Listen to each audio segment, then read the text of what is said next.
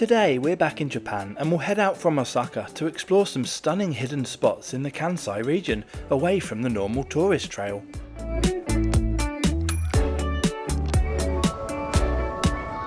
I'll show you how to travel super cheaply on many trains, from the famous high-tech and high-speed Shinkansen bullet trains to some of Japan's charismatic 60-year-old diesel units. And also how to get free entry to stunning castles, interesting museums and beautiful gardens with endless cherry blossoms, and even get some free ice cream too, so let's go!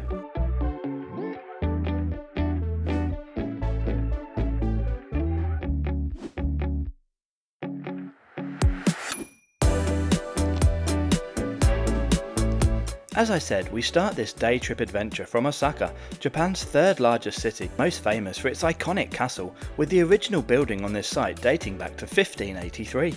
This was commissioned by Toyotomi Hideyoshi, a peasant turned samurai warrior who is widely regarded as the great unifier of Japan. I was fortunate to be here during Sakura or cherry blossom season in early April, so thought it would be a great experience to take a boat cruise down the river. And yes, it was well worth it.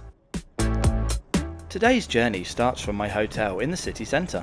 It was great value, with single inside rooms starting from just $40 per night, with Riverview suites costing 3 times that. I'm going to hop on the metro to head to Osaka Central Station, then out to Shin-Osaka, the high-speed station in the north of the city. The best way to pay for this, and indeed nearly all metro, public transport and even convenience store purchases in Japan, is to use an IC card. The most common are Suica and Pasmo, the latter of which I'm using today. You can top these up with cash at machines within stations, or even add them to your phone's mobile wallet now and use a credit or debit card. You can then just tap in and out on the gate lines like you would do with an Oyster card in London or an Omni card in New York.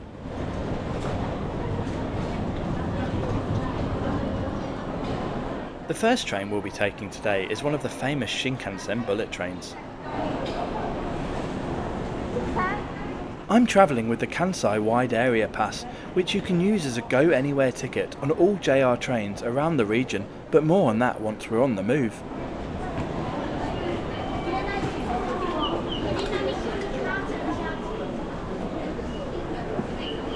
First up, we'll be taking the 9:17 AM Nozomi Shinkansen service, which departs from platform 22. Before we head up there, let's check out everything we'll be doing today.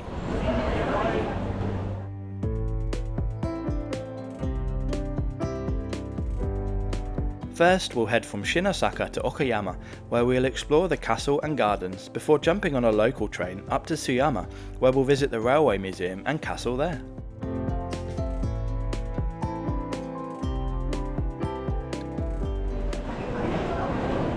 All platforms can be accessed by lifts and escalators. Clear signage with train information can be found on digital boards up above. Our Nozomi 7 service will be the next train to depart from this platform after this inbound and terminating JRN 700 set.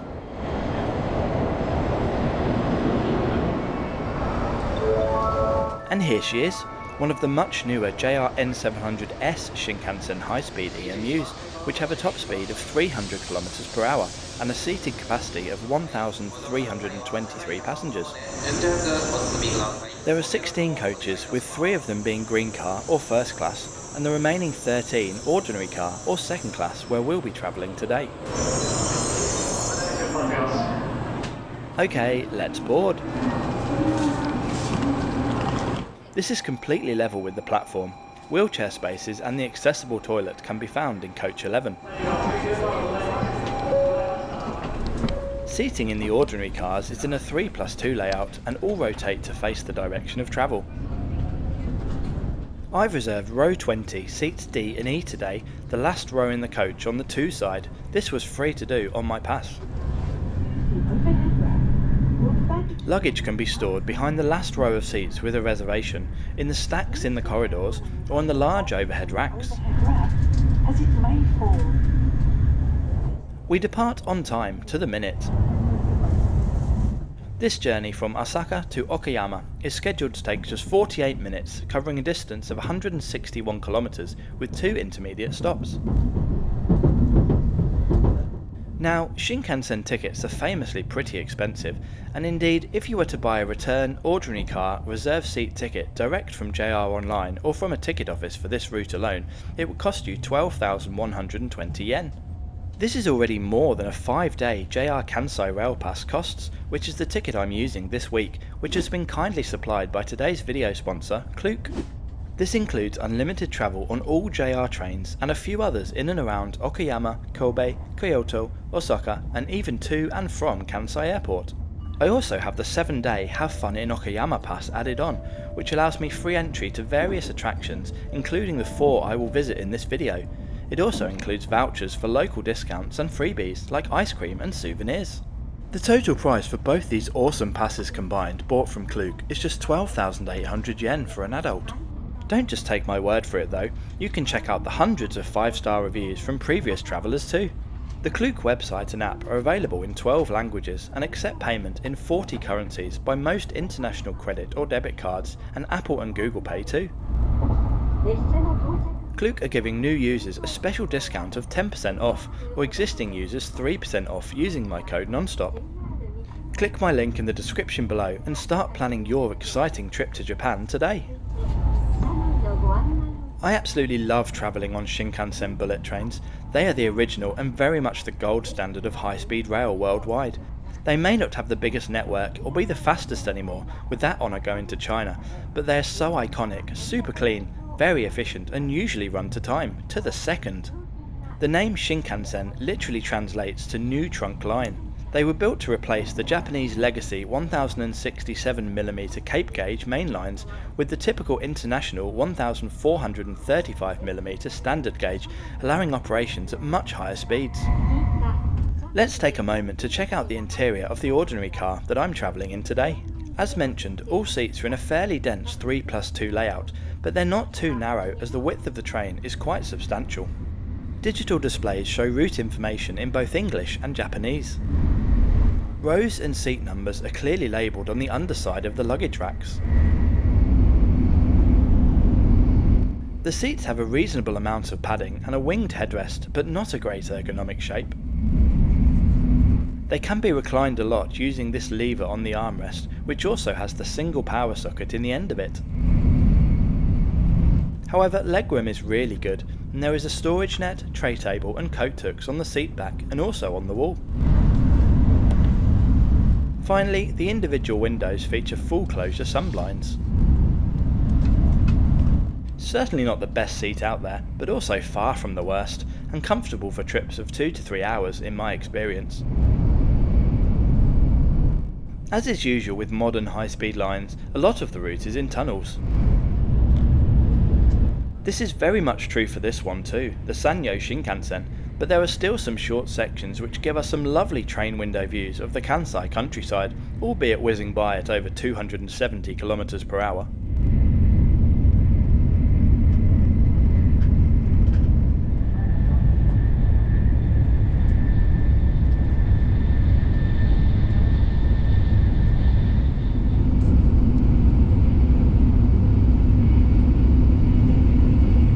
After making 2 intermediate stops in Kobe and Himeji, we arrive in Okayama right on time at 10:05 am. This train, which started in Tokyo, will now continue to Hakata, on the most southerly main island of Kyushu. I can exit the station by simply inserting my Kansai Rail Pass in the gate line ticket slot, but don't forget to collect it too.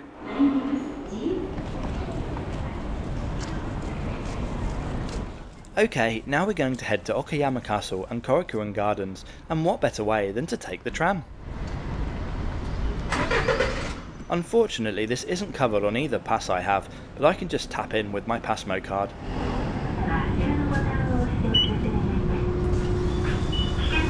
There's a special Chuggington tram here, but it only runs on special trips. Sad I didn't see it out today. Anyway, 3 stops and 10 minutes later, we are down by the Asai River and make the short stroll along the banks to Okayama Castle.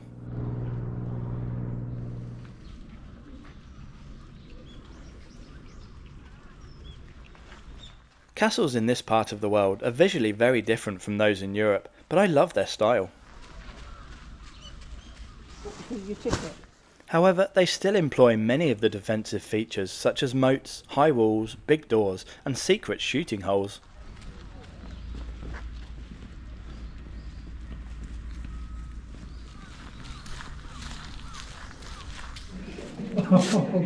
Fortunately, I can enter unimpeded and just show my Have Fun in Okayama pass to the lady at the desk, and I'm handed a paper ticket and a voucher for a free ice cream from the cafe.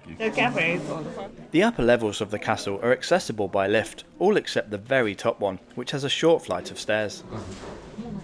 There are many historical artifacts on display in galleries on every level, including statues, samurai swords and armour.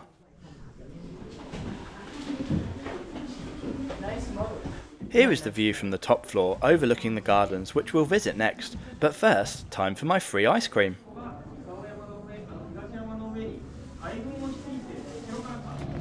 Okay, to get to Korakuen Gardens, just head back to the river and cross the bridge. If you have time, take a ride on one of the boats or visit the waterside cafe on the right hand side. There is an entrance to the park here too, where you can pay cash, but if you're using the Have Fun in Okayama pass, then you must turn left and head to the main entrance. Just follow the path for around 5 minutes and you can collect the tickets from the museum counter. Both the museum and the gardens are available to enter for free on the pass.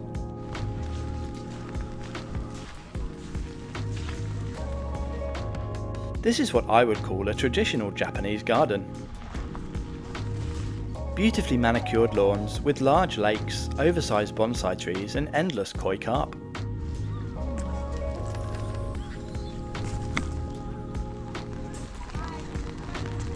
It might have now started to drizzle with rain, but it's still a beautiful place to spend an hour.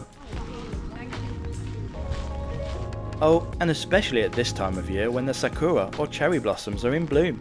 Absolutely stunning.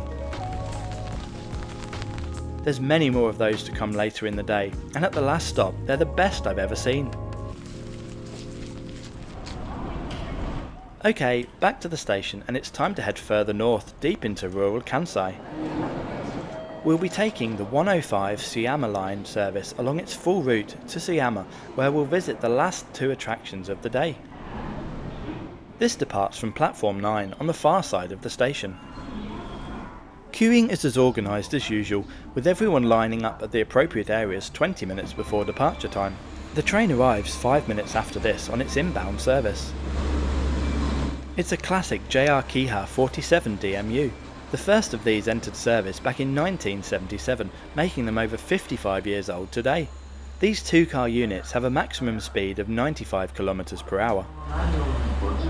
Boarding is not level, with 2 steps up from platform to train. Speak to station staff if you require the use of a ramp. All seating is in a single class throughout, with 2+2 padded benches in bays of 4. Departure is again exactly on time. This journey from Okayama to Tsuyama is 59 km in distance and is scheduled to take 1 hour and 9 minutes of travel time.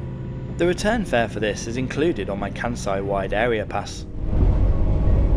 There's something about riding these classic trains on lesser travelled lines through rural countryside that is so endearing to me as a lover of train travel, and being able to see into the unlocked cab too, I don't think I could ever get bored of it.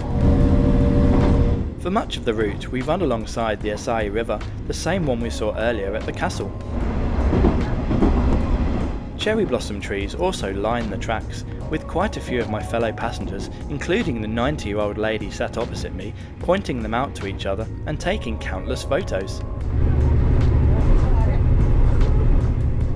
The journey passes quickly and we are soon on the approach to Tsuyama.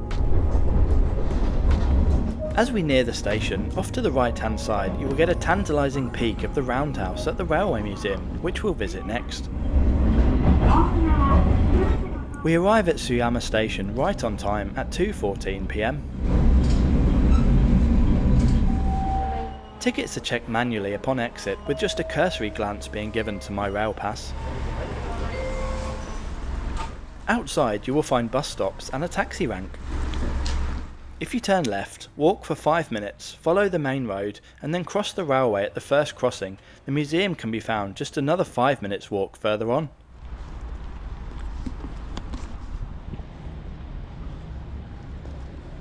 Again, just scan your pass at the ticket office and you will be admitted for free.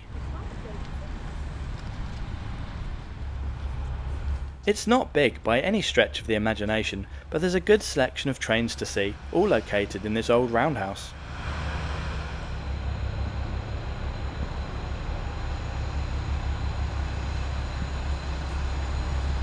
There is also an impressive model railway themed realistically on Tsuyama station and local area. You can easily spend a good hour here exploring all the exhibits. After this, we walked back to the station and jumped on the half-hourly bus to the city centre to go and visit the castle. Unfortunately, this bus does not accept IC cards for payment, it's cash only, but the price for the 10-minute trip is just 200 yen payable when you alight. If using the Have Fun in Okayama pass, you must again collect your free entrance tickets from the Tourist Information Office located upstairs above this souvenir shop before heading to the castle entrance. You also get a 700 yen voucher to spend in the souvenir shop. Here is where the most spectacular cherry blossom display I've ever seen starts. Just look at all these! The grounds of Tsuyama Castle plays host to an annual Sakura festival which started today and runs for the first 2 weeks of April, and it's absolutely breathtaking. The original castle on this site dates back to the year 1441.